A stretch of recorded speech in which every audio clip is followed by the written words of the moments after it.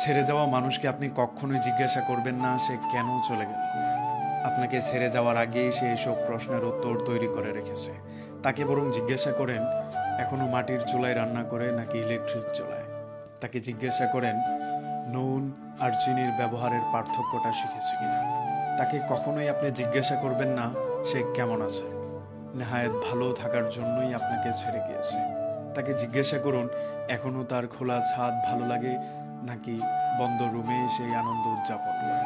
তাকে জিজ্ঞাসা করবেন না সে কিসে বেশি কমফোর্ট, বরং জিজ্ঞাসা করেন এখনো আগের মতো সমুদ্রের তীরই ভালোবাসে নাকি এখন একটু পাহাড়ের দিকে ঝোঁক জমেছে।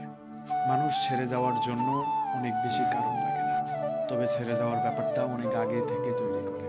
যে আপনাকে ছেড়ে যাবে সে কখনোই একদিনে আপনাকে বলে ছেড়ে চলে যাবে না, বরং দিনে দিনে সে একটা জায়গা তৈরি করবে। একটা প্রশ্ন করার জায়গা তৈরি হয়ে গেলেই সে আপনাকে ছেড়ে চলে যাবে। মানুষ যখন প্রশ্ন করার সুযোগ পেয়ে যায় তখনই মানুষ দ্বিপাক্ষিক মানুষটাকে একটা ফাঁদে ফেলে দিতে চায়। তখন তার একটা প্রশ্নের জায়গা হয়। প্রশ্ন করে যারা ছেড়ে চলে যেতে চায় তারা কখনোই আমাদের শুভাকাঙ্ক্ষী ছিল না কিংবা ভালোবাসেনি। এসব মানুষের কাছে অনুনয় বিনয় করে নিজেকে আবার ফেরত চাওয়া এক প্রকার বোকামি। তাদেরকে যেতে দিন, রাস্তাটা সহজ করে দিন, গন্তব্যটা চিনিয়ে দিন। তাকে একটু বুঝতে দিন আপনাকে ছাড়া সে কতটা অসহায়।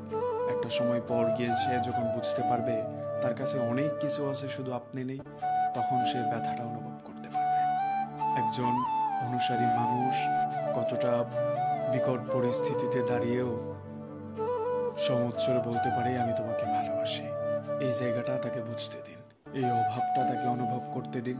তারপর দেখবেন ধীরে ধীরে সেই বুঝে যাবে যে মানুষটাকে আমি ছেড়ে আসলাম ইলেকট্রিক চুলার জন্য, এখন আমার ভেতর পোড়াই সেই মাটির চুলা। আমি যে মানুষটাকে ছেড়ে এসেছিলাম খোলা ছাদ বলে, এখন আমার এই অন্ধকার রুমে দম বন্ধ হয়ে আসে। এগুলো মানুষ ধীরে ধীরে বুঝতে পারে সমুদ্রের তীর আর গর্জন কতটা ভালো ছিল। এখন হয়তো সে পাহাড়ে যেতে পছন্দ করে, কিন্তু সে চায় না আরেকজনের সাথে। এই জিনিসগুলো মানুষ রিয়ালাইজেশনে যখন আনতে পারে তখন সেই মানুষগুলো পাশে থাকে না। আর যখন পাশে থেকে সেই মানুষটা চলে যায় তখনই একটা মানুষের শূন্যতা আমাদের